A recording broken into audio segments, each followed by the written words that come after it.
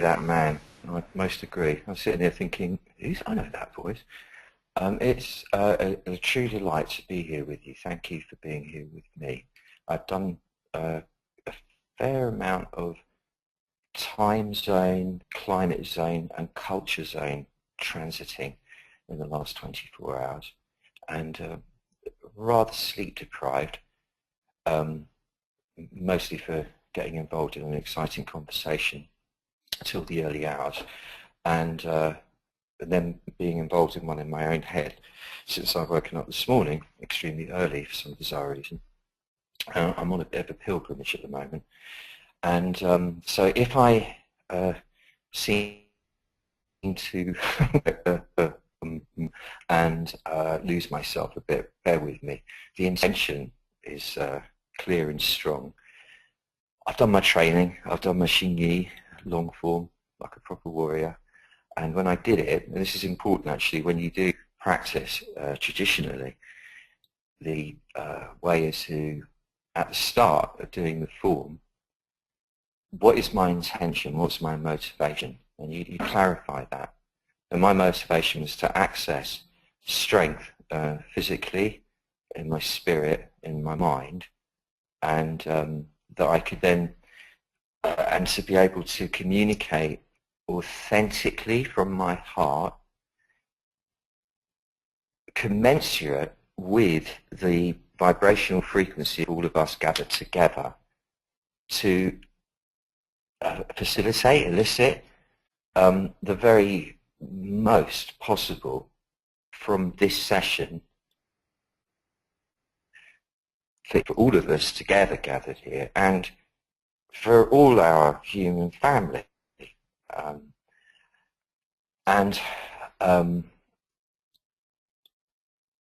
I then did the form, and when I finished it, I was a bit wobbly still and realised that I'd forgotten to access them. I'd forgotten to redeem them. So I said, yeah, and now I redeem them. And from that moment on, I've actually been pretty sorted. And I've been looking a lot about, but it's always ironic when I pick these themes quite a long way in advance. They uncannily match or ironically make a statement about where I'm at that point in my life, or where I've just been. So it kind of forces me into taking a proper look. And in this last week, last week I mean, I had some very interesting physical phenomena occur. I'm pretty sure some kind of weird bug that sort of was moving around my body at the most absurd speed and with such sort of perverse symmetry, actually. It was really quite odd. I'm not going to go into the details to do that, but it was interesting. And I did, in the process, I was required, I had no choice but to have one of those amazing kind of 2-day, must have been, gaps at Jaguar Skills Hideout of just sleeping. I think most of 48 hours was spent asleep. And it was lovely. It was really gorgeous, because there's nothing as healing, I think, as long sleep. I didn't remember a single dream that I had. So it was all very, very deep sleep, and it was really restorative. And it gave me time to appreciate the inner balance and the delicacy of it all, how finely it is all balanced, and made me look at the whole process of healing, which I've used on myself on countless occasions, and occasionally where it was apparently really crucial, kind of life-threatening stuff that needed sorting out. And so far, so good. I'd never wish to be cocky about the process, though. I would never wish to be arrogant or blasé about it, because it's so powerful, and it comes from somewhere that is not the usual mindset. It's not coming from anything that we identify with as the personality or the bit that we're used to about ourselves. As the healer myself, and having aside from just doing the kind of, what would you call it, the nuts and bolts work, like keeping people healthy and doing miniature treatments and all that stuff, there were inevitably various situations which were huge and critical for the people that were going through them.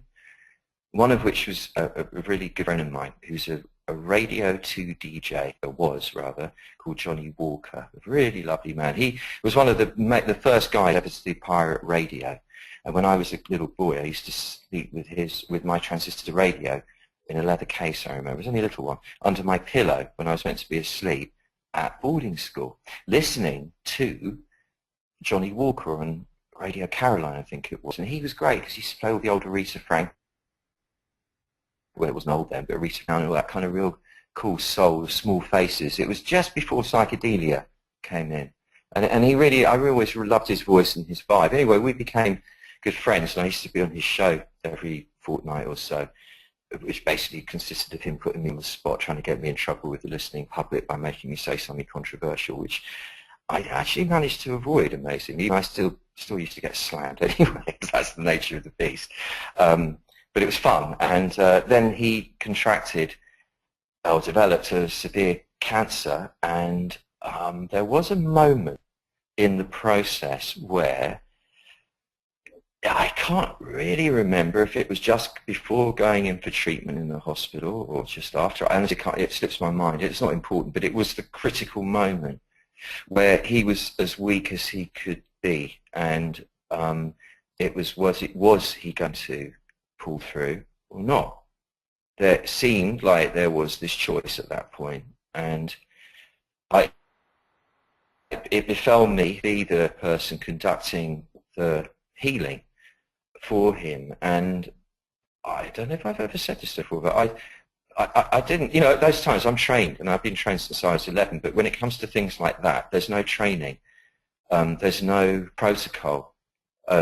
You work with as best you can what you've got, but something has to happen beyond. You do your best to fumble your way through until it happens, which is kind of what I'm doing here with you now.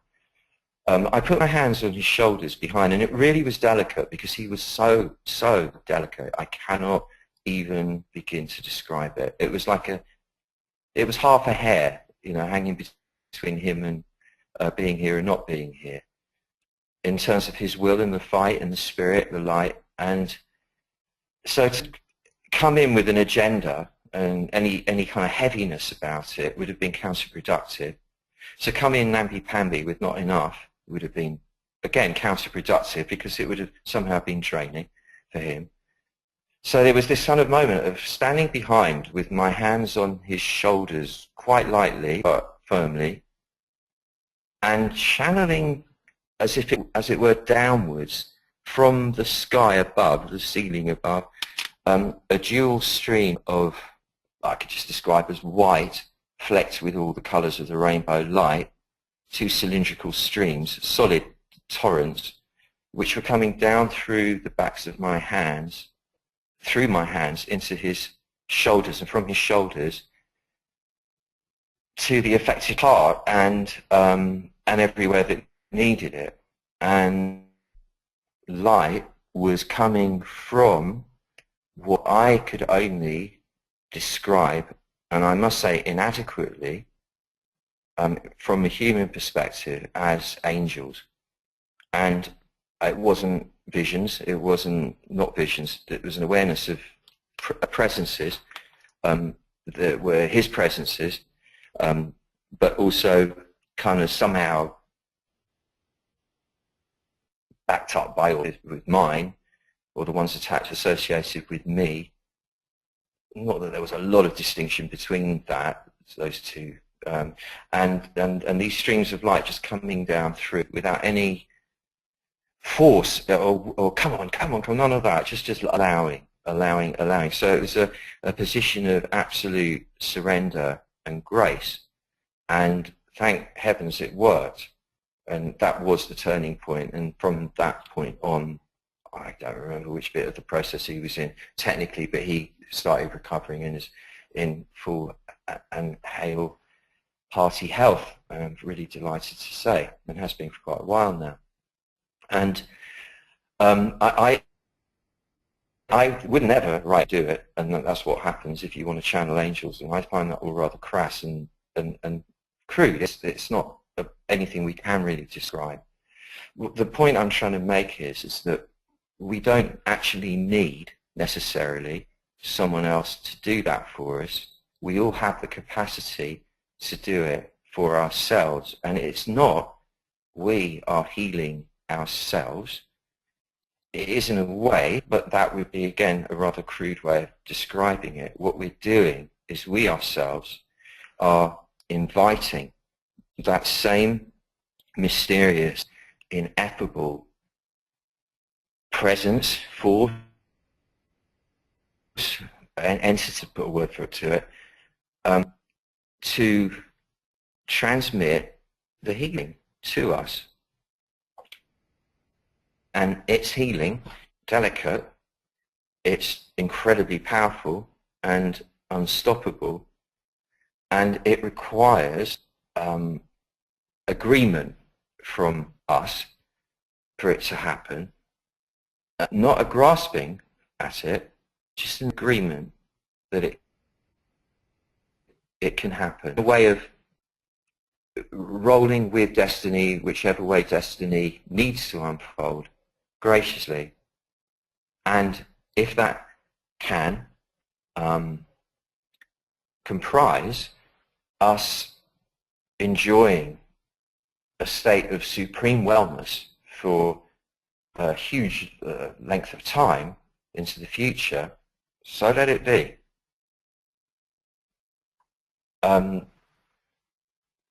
The interesting thing is when I arrived at the airport, the one airport yesterday, after flying for 8 hours or so, I really felt like I wanted to collapse in a heap on the floor. I really felt this fluey, vibey, buggy thing coming on strong, like with a vengeance.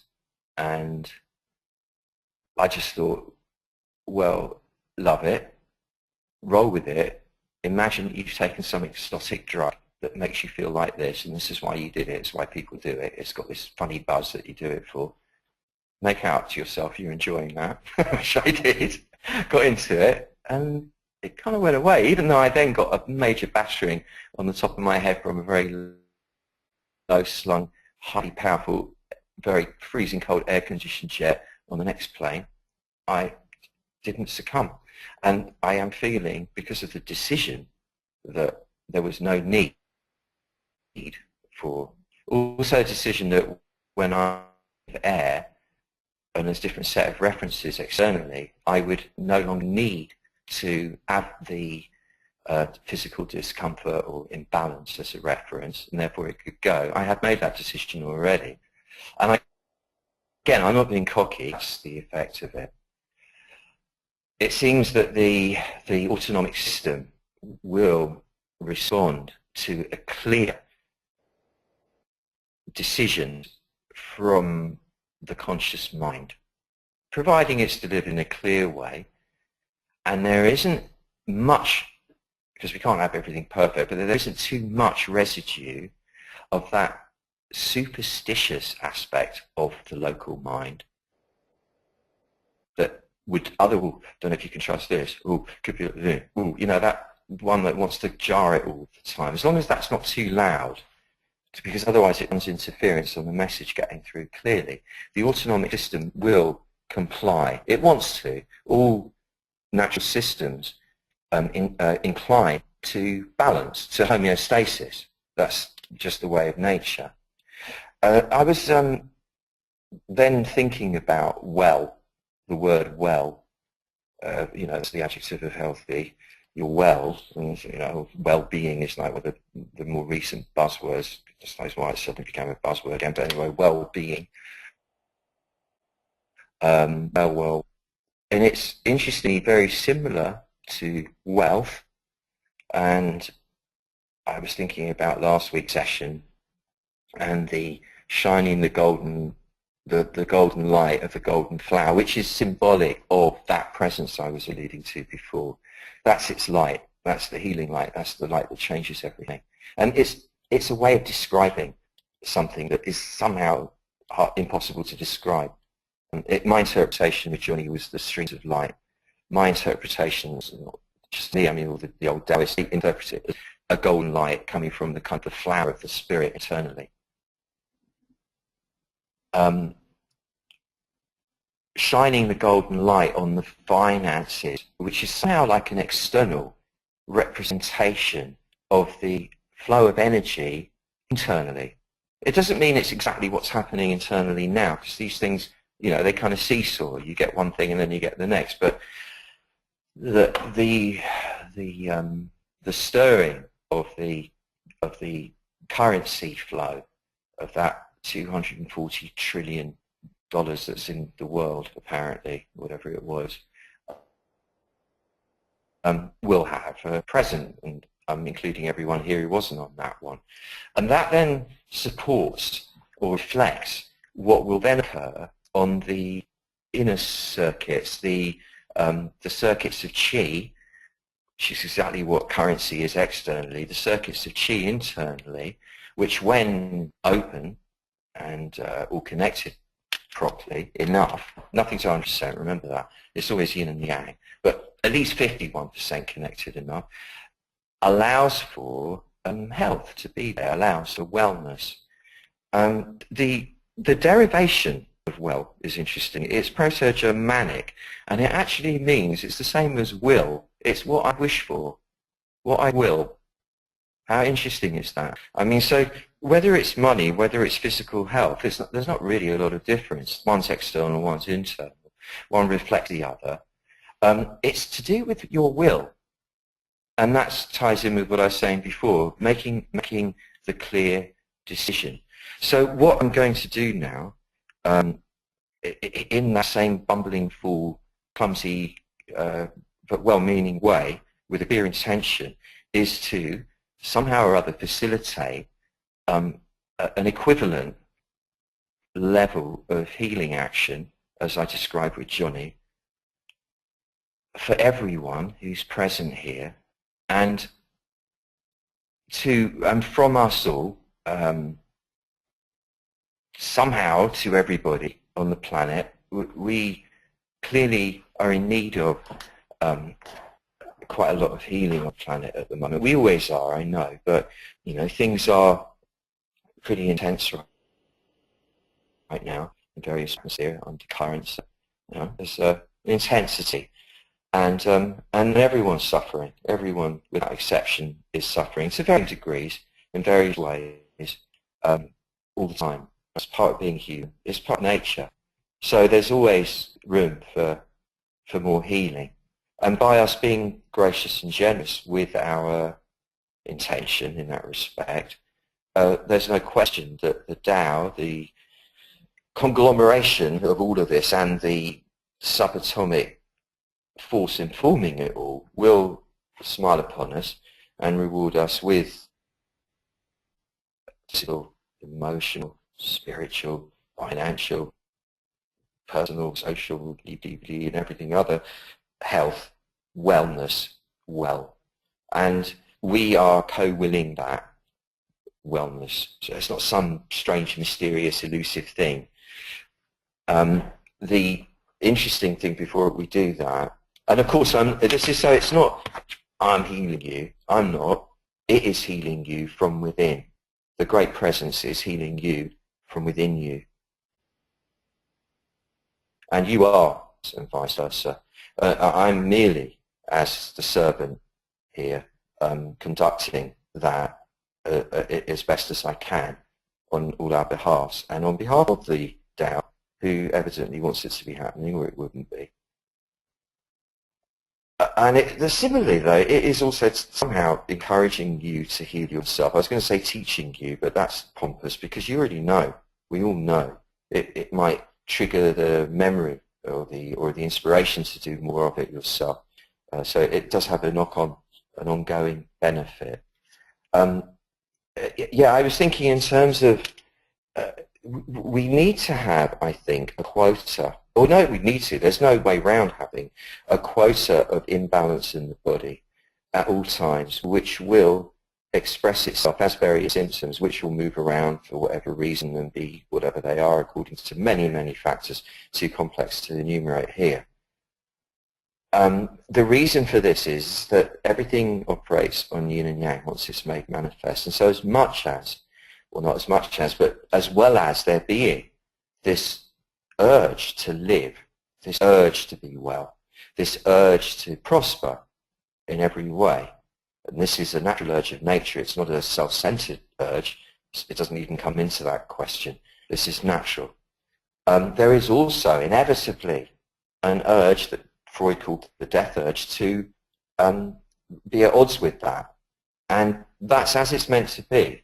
Cannot be eliminated. It mustn't be eliminated because it's better to have the set of symptoms that you're dealing with probably, and at least you get to know those ones, if you like. I mean, maybe that's nonsense as well, I don't know. But the fact is not to be afraid of having symptoms. Everybody has them. They move around, they change in intensity and significance and whatever. Everyone has them. It's more a matter of seeing that they are also Tao, providing a ballast, and to somehow love them for being that. And that, if anything, is going to disperses their virulence if they are acute. But to seek perfection is daft. That's not what wellness is. Wellness is inevitably going to be a balance of a minimum of 51% in the black, 51% healthy at all times. You know, you get up to 80 a lot of the time. That's amazing. Tend to find 80. It's like that's where it starts getting a bit dodgy, because then you're straying into the realms of extremes again, and yin and yang both have their turning points. So kind of 80 is amazing. If you can get to 80, that's just like, wow. And that's beautiful.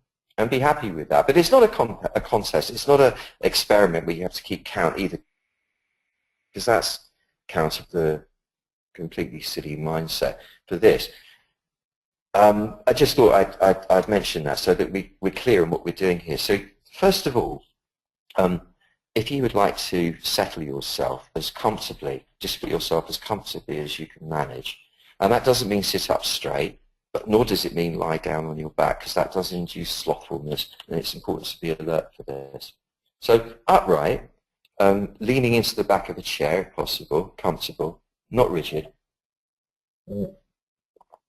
Soften all your muscles up, and get a feeling of crumpling your bones, so your spine lengthens upwards, shoulders lengthen outwards, they broaden and drop. The breastbone raises a little bit without arching the back. The hips broaden out. You let the hips broaden. So just give you more frame to work with, and then you can let the breathing soften and slow down and become more even, regular. And relax your face, relax the face, relax everything. Let the weight of the head, the face, the neck, the shoulders, chest drop down into the lower body. Let the lower body feel weighted, connected with the ground. Let the upper body feel light and free and airy. And go into the back of you. Drift backwards, drift backwards, drift backwards, so that you're leaning into your shoulder blades, leaning into your spine, leaning into your rear hip bones, your sacral bone, and you're leaning your mind back into the rear wall of the skull. So just tilt the head back a bit and drop your mind into the back of your head and let it sit there resting up against the rear wall of the skull. Visualize the chest opening like a pair of sliding doors and revealing a gorgeous rose, an otherworldly rose, emitting the most gorgeous, not only rose, but jasmine, frangipani, and the fragrance of 1,000 lotuses, along with a beautiful rose light and a softness and a warmth and a wonderful beauty that is symbolic of the beauty of your soul. And familiarize yourself with the ones that you're afraid of, and so on and so forth. Just get a sense of where the aches and pains are, the imbalances, the constrictions, the problems, the bits that you have a bit of fear around and whatever. Or if there is a specific condition, I would suggest, just for the duration of this session, that this is the moment to, at least momentarily, discard the name and the description of any condition that you may have been told or have assumed yourself that you are suffering from, simply because these are merely somebody's version of reality and a way of categorizing what is actually very difficult to categorize, but people do the best they can. But for now, drop all that, because we're not interested in focusing on other people's descriptions of reality. What we're interested in here is conducting the much more powerful light of the golden flower to heal, as in make whole, restore to balance and flow, all aspects of yourself. If there is a kind of a complex of symptoms that have been prevalent in causing, have been taking center stage in your attention,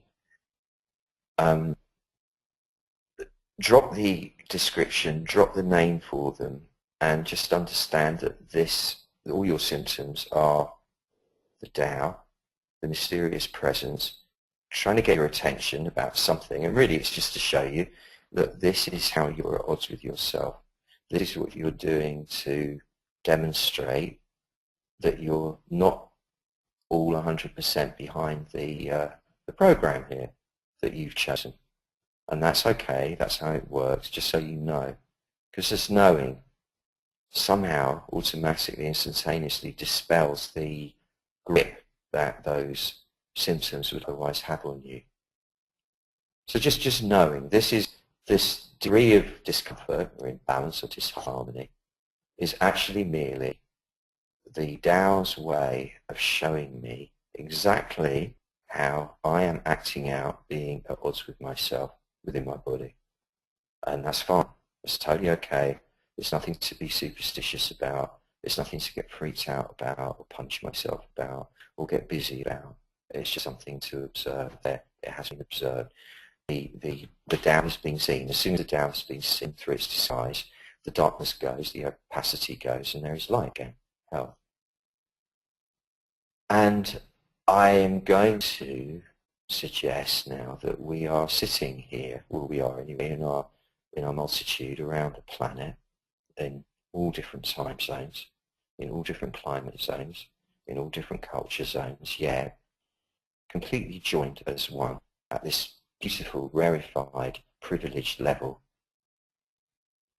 And imagine us sitting in a circle in the ether, and see us as, although we are ostensibly the physical forms, see us as the much kind of larger, so to speak, angelic presences that we really are. And let's assume that there's an even higher order of angelic presences around us.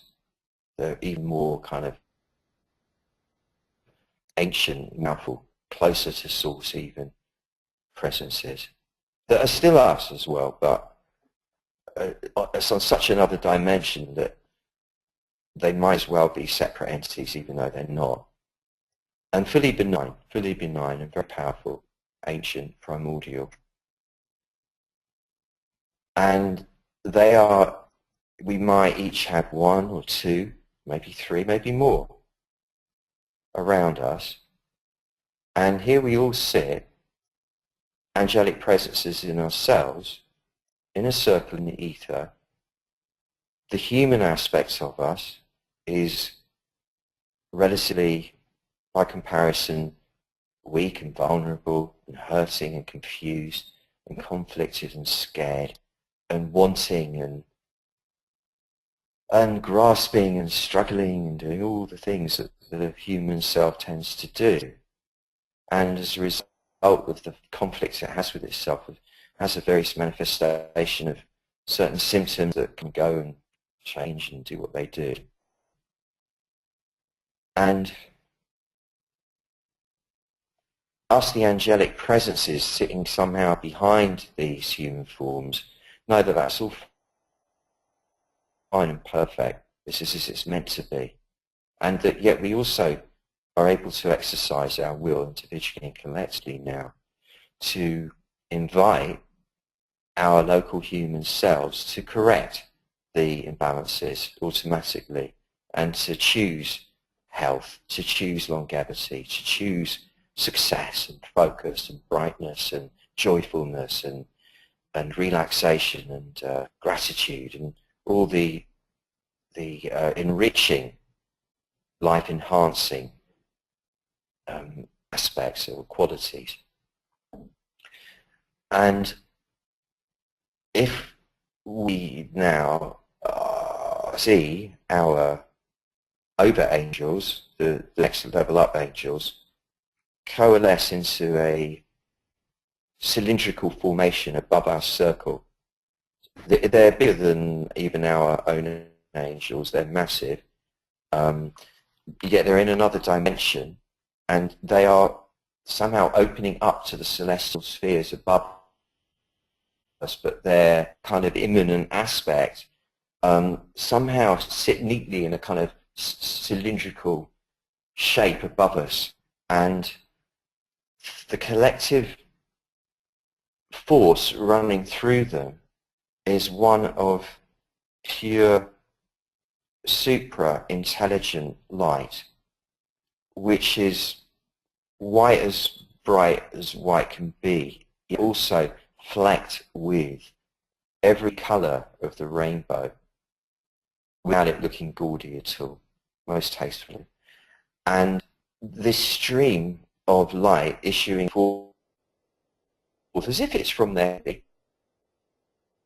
but in essence combined, is coming down upon us all kind of at the same time, but through the tops of our heads and through the tops of our shoulders.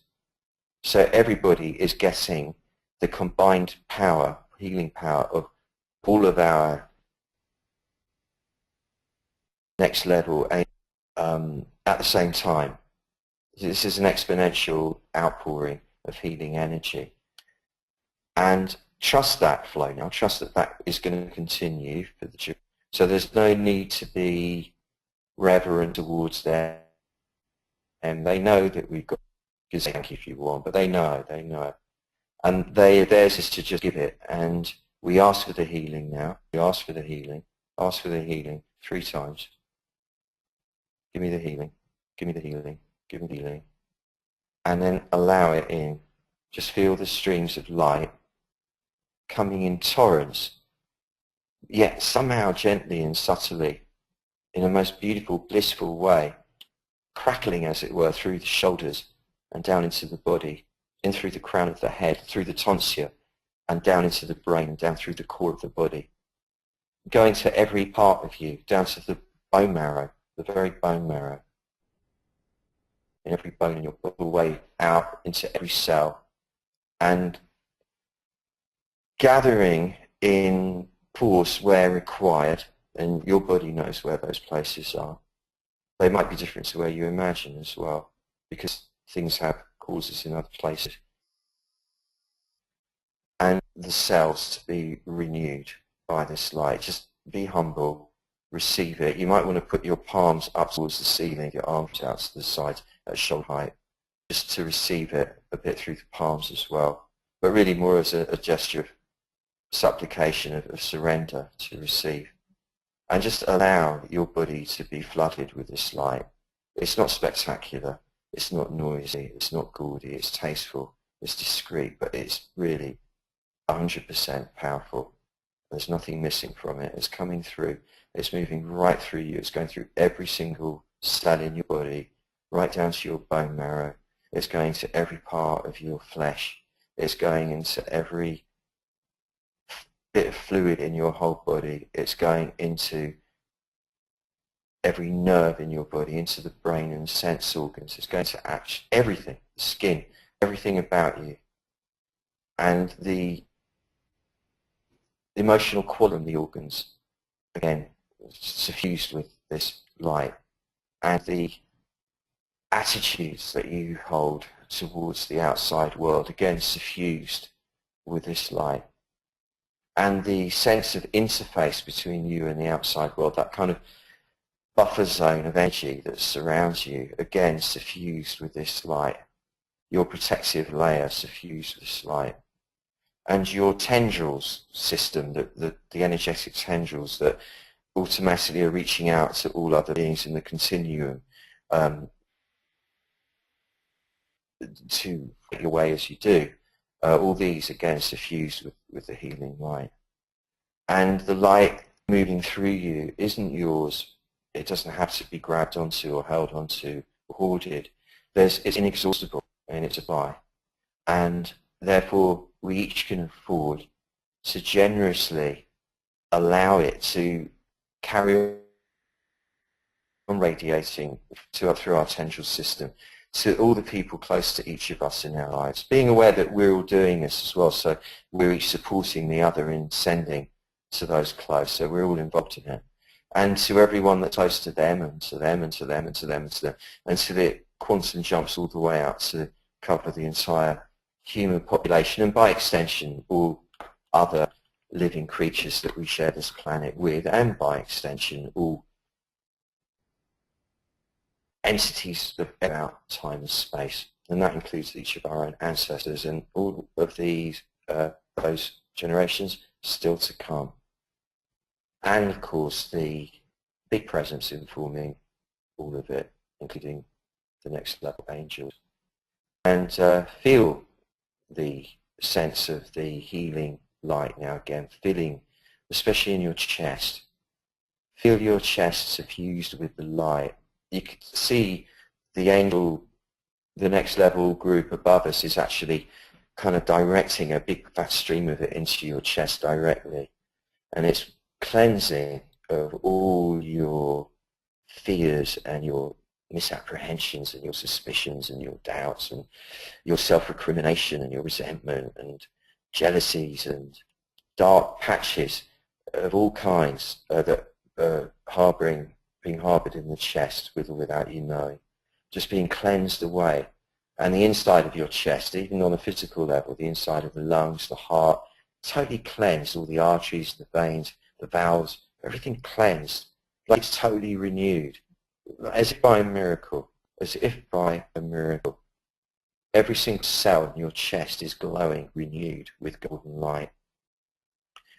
And the area of the upper belly, allow that also to. And the golden light I refer to is that, the bright white light with all the colours of the rainbow in it. Bear with me, poetic license. The light coming into the solar plexus and dispelling all the self-conflict and the tension in the belly and the digestive resistance and the eliminatory blockages and irregularities as a result of the digestive resistance, all of that being dispelled and relaxation taking its place. And the tension and the fear in the kidneys completely letting go, resolving and relaxing. And the kidneys warming up and being filled with this light, and the whole lower abdominal area, genital area filled with this light, cleansing away all shame and guilt and all the rest of that, and all the way down through the legs, through any lack of motivation that may have accumulated, cleansed, and any lethargy cleansed, resistance cleansed, and through the arms, and any unwillingness or reluctance to receive in the left arm, cleansed, and any reticence to give, cleansed in the right arm, and the shoulders, the tension of carrying the life story burden, cleansed, and the back of the neck of trying to control it all, cleansed, and the brain with all its worrying, cleansed, and the sense organs with all the perceiving that they're constantly cleansed. Everything cleansed as if psychically shampooed by the next level angels. And you're feeling fresh as a daisy. Remember that being well is what you will, and it doesn't have to just be physical wellness. Extend the vision, extend the arena out into any area of your life now that you feel needs healing. No matter how physical, no matter how practical, mundane.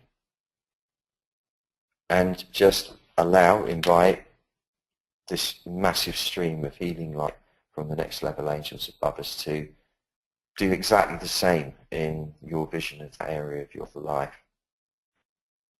And by, you're getting the sense that here we all are doing this. There's a lot of this beautiful healing light now. That's to us, it's cleansed away the dark patches, it's cleansed away the disease, it's cleansed away the disharmony, and it's spreading all the way around the world to everybody, to everybody. Visualize that, help it along by visualizing the atmosphere of the planet being suffused with this light that comes from the next level angels who are beaming it down through into our circle, transmitting it through our tendrils. So we're serving like that, and it's spreading everywhere. It's spread everywhere. Just picture it now in one go, the atmosphere of the Earth, as seen from space, completely filled with this angelic healing light. And now be a person, just be a normal, regular civilian, sitting here in the atmosphere of the planet, on its surface, presumably. Breathing and just giving thanks to those angels. Thank you, angels, the healing angels. Thank you, and thank you, the next level angels, and the next level above them, and goodness knows who else and what else. Thank you for this. Thank you for this healing for all the world. Thank you for this healing for me. Thank you for this healing for everyone I love. Thank you for this healing. Thank you. And just breathe it a bit. Just breathe for a moment in silence. Just breathe the healing in and out. Just feel it, love it, enjoy it.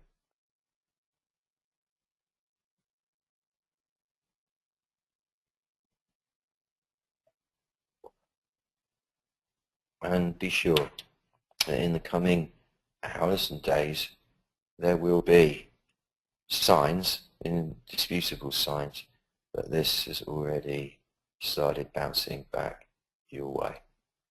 And now, all that remains to say on that score is, dear Sue, esteemed producer of the show, take it away with the Q&A.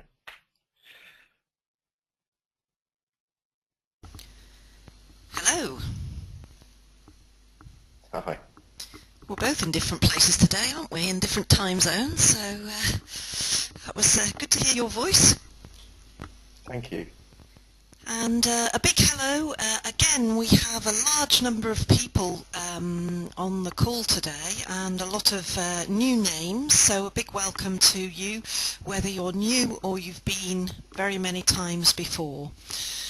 We have several people would like to talk live on air with you, Stephen. So if you are one of those people and you would like to talk to Doc, you need to let me know by waving at me. And to wave at me, you need to click the blue circle with the yellow hand and the green arrow. And that's in the little column of icons, which has an orange one at the top with a white arrow. So you'll find it there on your GoToWebinar control panel. So if you click that, I'll know you want to talk live on air with Doc. If you would rather have your question read out by me, please just type it into the question box and I will very happily read it out on your behalf. Meantime, let's start with somebody who's not in a place to talk to you live, Stephen. So I'm going to read their question out. And that is from Ank. And she says, it's good to be here again. Lately, I have pain in my hips. The pain is never in both hips at the same time. I try EFT on it and it helps, but then after some days it comes back, and it always happens the day after I do some heavy exercise like cleaning the house. What can I do more than EFT to get relief? Hi Hank, are you in Costa Rica? Probably, it's usually these things, it's a combination of stuff. So the EFT is good because you're addressing that, you know, my will is for this to clear. There's a combination of stuff. I mean, seeking help from externally would be, I'd recommend highly McTimoney chiropractic. You can get it. Cranial osteopathy, it's very similar. The stuff that works with deep level kind of healing intelligence, basically. Those are the two main ones. Well recommended, you know, 1 or 2 or 3 sessions of that will definitely move you along and save you lots of time and aggravation. Standing with the thumbs pressing into the, you know, like if you see that when you look at a skeleton, you see those 2 pelvic bones jutting out of the sides that are kind of like handles. you're kind of digging your thumbs into the back of those, into the muscles of the back of those, just to the back of them, just posterior to them, until you get this weird sensation right in through the gluteal muscles and down the sides of the legs. And that's a really good way of helping release the hips. Lying on the back with your knees up and your feet flat on the floor with your head supported by a book about what's it in metric? I can't remember. An 1.5 inch thick book, like Shogun or whatever, that kind of level, that kind of height of book. For about 20 minutes is also really good, just allowing your lower back to sink into the floor, and that helps level the hips. And then you've got to look at kind of like how groovy are you being, how sexy are you being with life, how much are you holding back, how much are you holding it all in. Now maybe it's time to let go and dance a little bit more, like be a bit more risque, a bit more expressive, your innate animal nature, like give the beast a little bit of feeding. It's that kind of message when it comes to the hips usually. We've been a bit precious, a bit scared to move forward with it. So just let go and dance a bit more might be the metaphor. I hope that's helpful. It's lovely that you got in touch. All right, I'm going to open up the line now to Autumn, who has a question for you. Hi, Autumn. Hello. Well, thank you for having me. This is the first time I've joined, so that's really exciting. And basically, I've been having kind of crazy amounts of hair loss on and off since 2011, really. And really bad skin, crazy stuff. I think it's linked to emotional stuff, things with my mother. I've had like two kind of big, huge things, once in 2011 and then once last year. Two big major things happened with my mom. Anyways, and I'm trying to heal and, and take care of myself. I feel like I do everything properly, but I don't know, it's not really helping, and I've kind of lost like half of my hair, and I know it's superficial. I know it's all superficial, and I know, but it's really, really hard, and I know. Yeah. No, I'm right with you. So look, okay, so this is what that will be about. You got a shock, and it affected your kidneys and your lungs a bit, but mostly in reactions. But mostly it's to do with the kidneys, hence the hair loss. And you got scared, basically, a deep existential level of dread. And what needs to happen is the kidneys need their fire back. And this can be done in a number of ways. One is that you physically, mechanically stand it with your knuckles of your fist pressed into the lower back either side of the spine. And you knead them in a circular motion, each going out to the side, sort of opposing circles. Just using the knuckles to kind of loosen that area up. You would visualize fire there, a bit of heat. As an immediate remedy and an easy to get one, if you could get nettle tea and drink 3 good, medium to strong cups of nettle tea with a bit of honey in a day, you'll find that within a week there'll be changes there. Then also, if you can massage the crown, you are massaging, I'm assuming you're massaging scalp gently on a daily basis. Probably not as much as I should, but no, yeah. I should, but it's not a should thing. But we get a bit scared of touching it because it's traumatizing, so that's why probably. But it's good to go back to that and use lavender oil or lemongrass, because either of those are good because they're stimulants, and do the I can't describe it. Well, you know what I mean. It's that kind of Indian head massage kind of move, all around your scalp, but not hard. It's not a firm thing. It's gentle. I mean, gentle but firm, but not in any way forceful.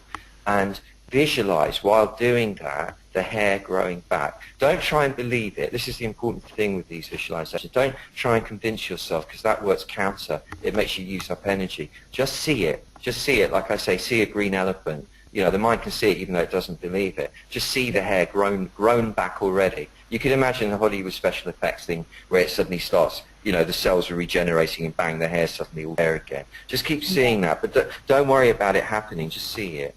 And I would imagine that simply because you spoke about it like this in public, that in itself is really healing, that you're aware of it now. You know you've got the implicit support of everyone who's here, and certainly of me, and you now attending to it again. My hunch is that you will find that within a week or so you'll start getting results, and it will continue.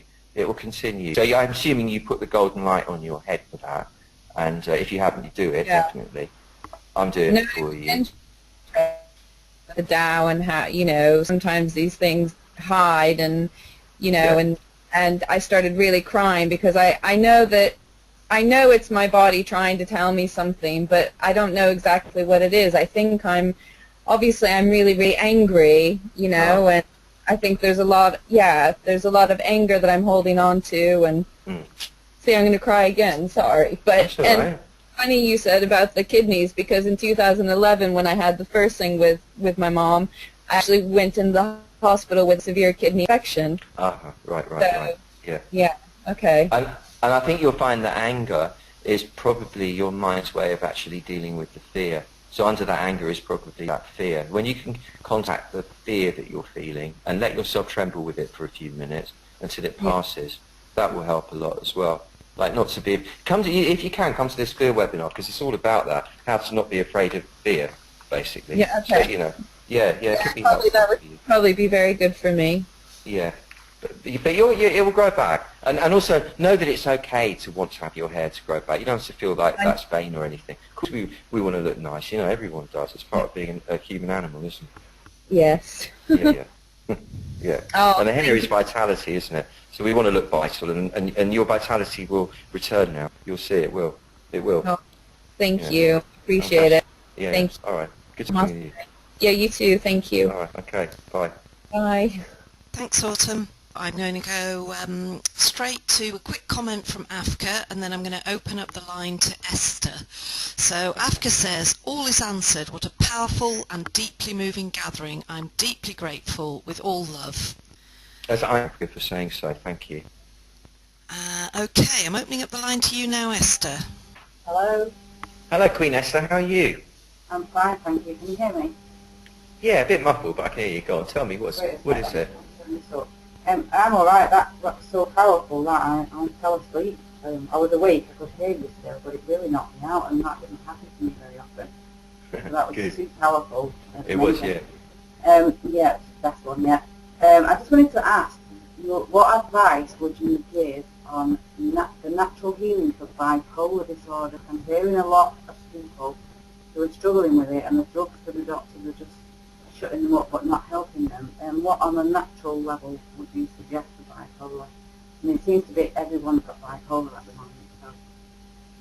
I didn't. It was a bit hard to hear. It was a bit muffled. So did I get you right that there's a lot of people that you're coming across who are describing themselves as bipolar? And one in particular is asking my help. And right. From a natural point of view, what's your take on this bipolar? Well, like that's going on.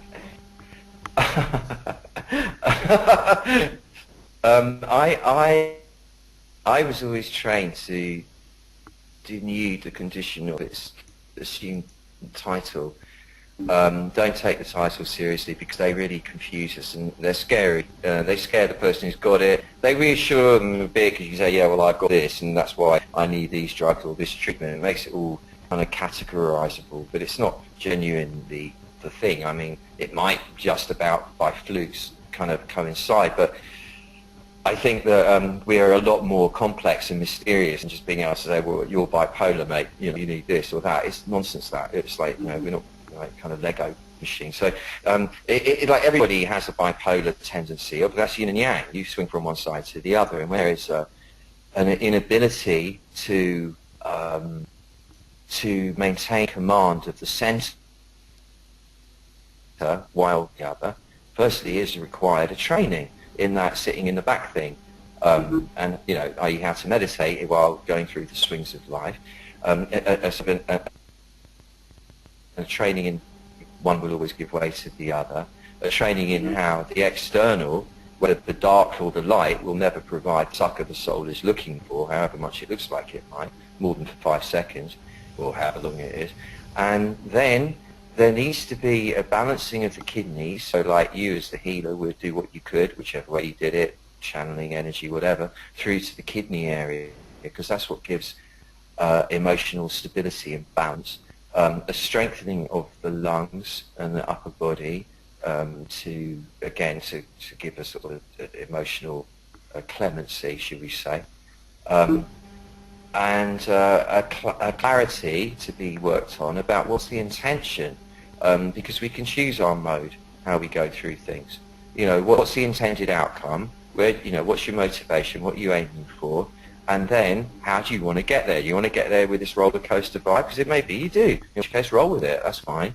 But maybe you want to attenuate the gradient of the roller coaster. You're allowed to do that. Soften it down a bit, the slopes, and have a more gentle way. We're going to go through the yin and the yang. You're not going to avoid that. So that would be my advice, and maybe to supplement that with something. I can't think what right now. Yeah, maybe even St. John's Wort. That might help. Yeah, just to kind of balance things for a few weeks. Yeah. So you, like me, agree that this telling hundreds of people they've got bipolar and it's just any form of mental instability. It's like a new fashionable word that we're giving everybody, isn't it? Yeah, I wouldn't call it even mental instability. I'd just say that it's that you've lost the centre, or you haven't learned how to stay in the centre. And so you're identifying, not you, they are identifying with the extremes, with the external of being up or being down. Once somebody learns to sit in the back and realises that what they are is not that, it's the unchanging down, and that stuff is just the phenomenon of the local human, then it stops to have its compulsive grip, and it becomes much softer, the whole experience.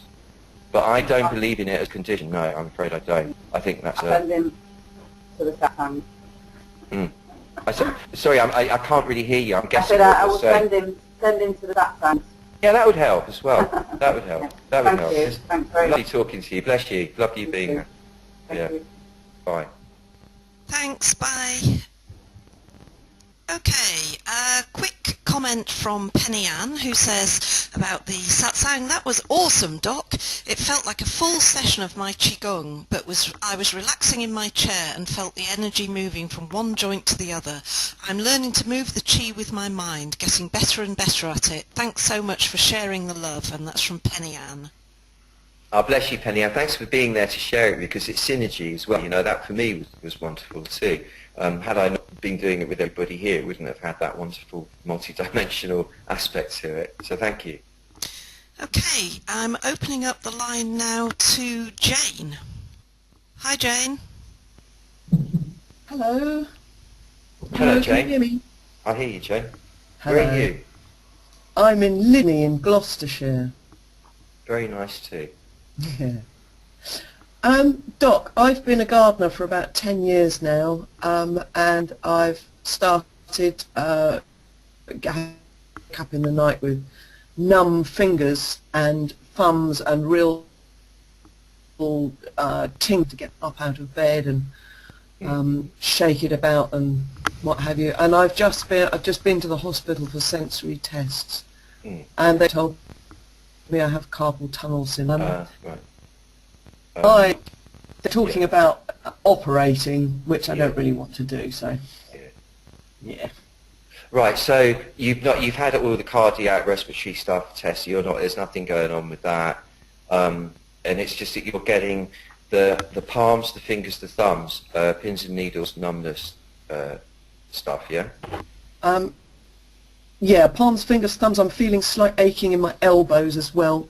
It's right. Numbness and tingling and quite, but I haven't had any cardiac tests or anything. You haven't? No, I mean, what, is it both arms or is it just the left? Is it both? Both, yeah. And is your heartbeat feeling pretty normal, like not gone fast? Yeah, and you're breathing fine? Yes. Okay, so I reckon it's not carpal tunnel syndrome, that's fucking nonsense. What it is, it's the thoracic spine, probably actually maybe even C7, cervical 7, it's an adjustment, that's all. You just go to a good chiropractor for a couple of times to get that pushed back into place, because you just not but it's just a alignment, it's pressing on the nerves into the hands, that's all it is. That'll clear. That's not okay. Goodness sake, don't have carpal tunnel surgery. That's like, yeah. May I just butt in? Stephen, you may remember me talking to you, and I heard Jane say she was in Gloucestershire. Jane, if you check out a website called bodyharmonics.co.uk, there's a lady called Maria McCarthy who's fully trained in Chinese Tui Na massage. She actually trained in Chinese hospitals, and she teaches everything Chinese medicine. She's absolutely brilliant, and she might be able to do a really sensible massage for you. Hope that's okay for me to suggest, Stephen. It is. I mean, that would be helpful. But to get to the cause of it, you need a good chiropractic adjustment. And I'm not talking McTimoney or cranial osteopathy style. I'm talking about a proper clunk, so that it gets back in. And it's easy to do. I mean, I could do it in 2 seconds if I was with you. But just a good chiropractor would be able to sort that out for you. It will take 2 or 3 sessions, I imagine. If that doesn't do the trick, you let me know straight away, and I'll tell you what next to do. Doc, I've been seeing osteopaths and chiropractors for most of my life. There's an osteopath that I see in Tunbridge Wells, because I don't live there anymore. I see him about every 2 months at the moment. In fact, I'm due to see him next week. Right. I've told him about the problem. Yeah. It does slightly, but... only slightly. Yeah, if I've got to go back and do the gardening, I'm afraid it will just come. Yeah, so then what's happening is it's structural and postural. So the posture and the way you're moving. If you went and had X-rays, they'd probably show you crumbling bones and all the rest of it. Like, everyone's got that. I wouldn't bother with that if I were you. I just look at how you can change you need to learn to change your movements, maybe Alexander technique. But the fact that the osteopathy is actually helping at all, relieving it, even for a moment or two, shows that it's what's required. It's just that it's not then the body's not supporting it because the muscles need strengthening in certain ways and the movement needs to change. The way you're moving needs to change probably quite radically. And it's a good thing. You can take this as your teacher and you'll get the message and you'll get it and it will stop happening. But you will get over it. You will. You can. We all can. Don't be afraid of it defeating you. It won't. Okay, thank you. Thank you very much. All right. But you can stay in touch with me and let me know the process. We'll talk about it more over time if you need. I'd like to, thank you. All right, yeah, good. Thanks, Jane. I wish you well. Thank you. Yeah. Okay, we really only have time for one more question. Yeah. So I'm going to open up the line to Natasha now. Okay. Hi, Natasha. Hiya, can you guys hear me? Yeah, hi, Natasha. Hiya. Yeah, amazing webinar. It was really brilliant. Thank you. Just a kind of a quick question, really. Years ago, I manifested a disability through negative thinking and stuff that was imposed on me as well in my own fear and despair and rage got suppressed. And even though I've been working hard to, I don't know what you'd call it, fill my body with light, accept myself, working a lot with self-love. I've been, in and out of therapy for a while, which is sometimes, but there's just this block that I can't quite seem to get over. Could you describe, if it was physically placed, where would it be, the block? In the hips. Actually in the hip, in the hips equally block? Well, I don't know if it's, hello everyone, I don't know if it's in the hips or the genitals, because basically I was raised to be really ashamed of being female. Yes. And I remember making this conscious decision saying, right, that's it, I lost the use of my legs. Oh, because obviously they're from the waist down. Yeah. But it wasn't like an accident or anything, they literally just stopped working or froze up, and the doctors were never able to explain it, blah, blah, blah. Well, positive, if they're never able to explain it, that's good. Yeah, and I've recovered like loads. You I've have, recovered loads of mobility, like probably about 70% of my mobility over the last few years I've recovered. Well done. But there's just this block, and I'm not sure what it is. Like, I'm not sure whether it's shame or anger, fear. There's just this like tight, tense little ball that I can't quite seem to break through, or I can breathe it with it or talk to angels or whatever, but it doesn't quite shift it. Can you see that as irksome as the ball is being, it still is the same Tao, or whatever you want to call it, as the 70% not hurting, but the 70% okayness. Can you see it's come from the same place, and it's just a little that needs to be there at the moment, telling you whatever it is you need to know, even if you're not quite getting it. Can you? It's not malevolent. It's actually come to be your teacher and your guide. It's asking for your attention. Can you see it as that, or you see it as the enemy fully? Okay, because at the moment, I've been seeing it as something conquering it over. Well, I think firstly, see it as the opposite. See it as like an expression of angelic forces. Continue to say, look, this is where you're in conflict with yourself at the moment. I'm here to show you that. It's a good thing. Thank me. And then you thank it. You go, thank you for showing me that. And start going, all right, I'm making this thing be here, this ball of resistance, because this is what it takes to make me feel balanced at the moment. And it's weird maybe, but that's how I'm doing it, and it's fine. And if you can just kind of keep going with that, it will start to dispel it.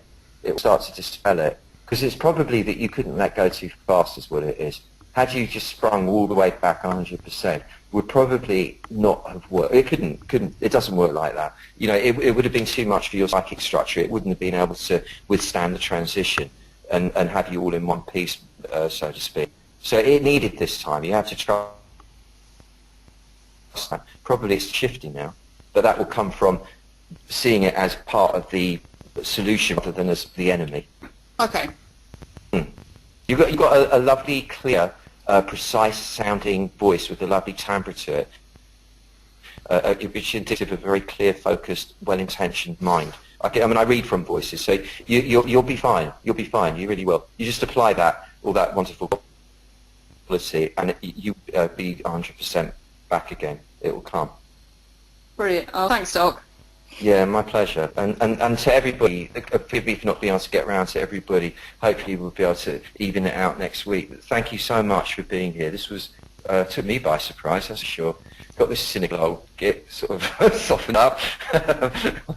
Anyway, lovely talking to you. Lovely to be able to do that. Bless you, and may the heat.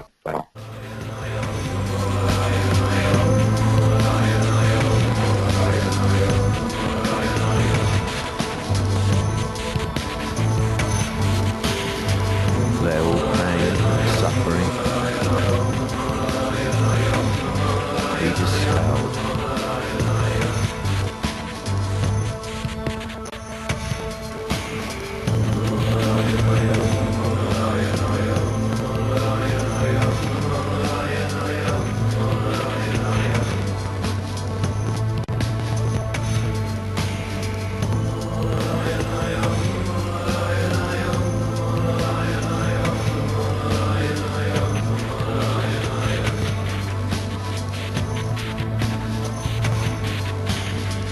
Their all pain, suffering, be dispelled.